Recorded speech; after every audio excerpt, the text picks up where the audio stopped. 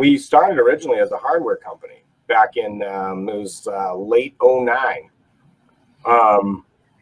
My vapor story, I'll just tell it really quick. I have 4 daughters, and my daughter at the time said to me, you know, Dad, why do you want to die? She was just a kid. She was 7 or 8 years old. She said, how come you want to die? And I said, I don't want to die. What makes you think Dad wants to die? And she said, well, you smoke, and smoking kills you. So you must want to die. You know that smoking kills you. And it just killed me that was what I was teaching my kid. So she wrote a little book, like an 8-page book, and it had heartbreaking pictures like, you know, here's what it looks like, me walking down the aisle without my dad. Here's what my dad's lungs look like, you know, just horrible, horrible stuff. So at the end of it, there was a little signature where I had to sign and promise not to smoke. And I signed it, and I lied, and I smoked, and I would, you know, put on a hat and gloves and blow it up and wash my hands and hope nobody would catch me. But I just felt shitty about it. And I was a gadget guy, and I started reading about this technology that was, you know, primarily Chinese technology at the time. None of that stuff had really made it stateside, or it was very rare stateside. When people first saw me vaping, they thought I was using drugs. But I started ordering these gadgets from China, and you know, even the Chinese liquid, you couldn't get liquid stateside at the time, or at least I wasn't initiated into the vapor world enough to know where to get it.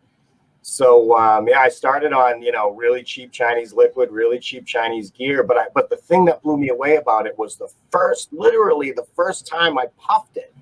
As horrible as it tasted, I knew I was never going to smoke again, and I never did.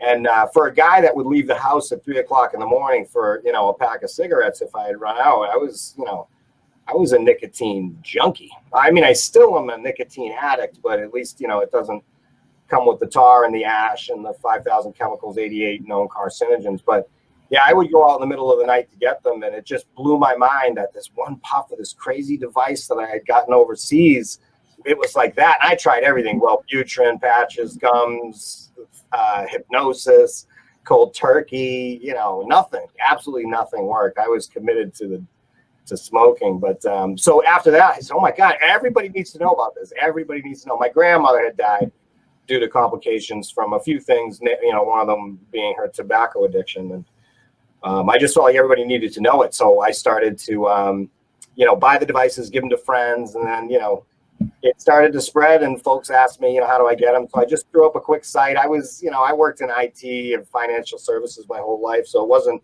really a job. It was just something I was doing to help out some friends. And it turned into a business that I loved.